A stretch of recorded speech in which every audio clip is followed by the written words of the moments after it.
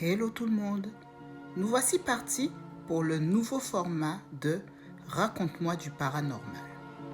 Avant de commencer, installez-vous sur votre canapé, prenez un petit thé chaud, regardez ça la nuit et surtout, abonnez-vous et partagez. Jingle!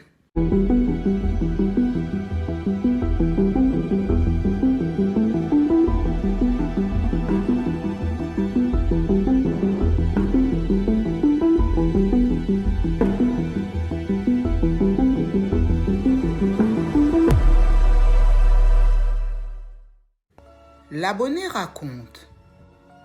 Cette histoire s'est passée en Guadeloupe, au Grand Fond. À l'époque, j'avais 24 ans et je vivais chez mes parents. Pour rentrer dans le vif du sujet, à 24 ans, après l'obtention de mon diplôme, je retourne donc vivre chez mes parents.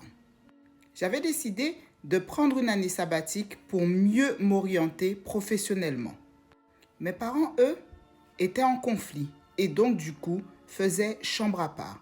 Et moi, comme j'étais très proche de ma mère, je passais pratiquement toutes mes nuits à dormir avec elle. La maison que nous avions était immense, si bien que mes parents avaient décidé de la séparer en deux, n'ayant plus d'enfants avec eux, et d'entretenir chacun de leur côté une partie de la maison. Vers cette époque, ma mère et moi avons remarqué que mon père pratiquait de la magie religieuse, un truc un peu inexplicable. Un jour, étant seule chez moi, vers midi, j'entends pleurer un bébé dans la maison. Du coup, je sors sur la terrasse arrière de ma maison. Je me dis, attends, le bébé doit être autour de la maison, mais quelque part.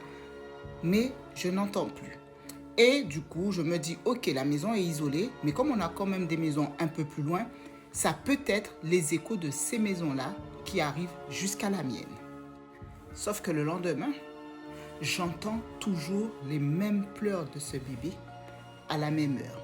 Ni avant, ni après, à la même heure. Donc, je décide d'en parler à ma mère. Ma mère me demande d'être très attentive à ces cris de bébé le lendemain. Surtout de marquer l'heure et d'observer mon père quand il rentre du travail. Quelle est la première chose qu'il fait? Parce que ma mère ne pouvait pas le faire elle-même vu qu'elle rentrait après mon père. Grande détective que je suis, j'écoute, j'observe et je transmets. Pendant que je raconte ça à ma mère, je vois ses yeux s'écarquiller en mode voilà quoi, c'est chaud.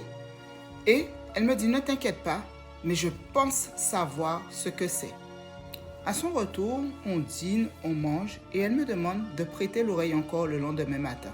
Et nous allons nous coucher. En partant le matin, elle me dit, tu n'oublies pas. Donc, le soleil se lève, je suis seule dans cette grande maison, j'ai l'impression que les heures ne défilent pas.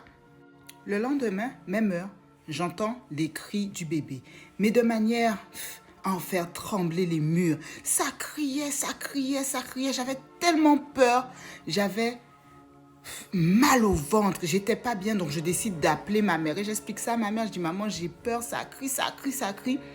Et tout d'un coup, les cris de ce bébé, tellement il criait en fait, il était à bout de souffle et les cris ont diminué jusqu'à s'arrêter.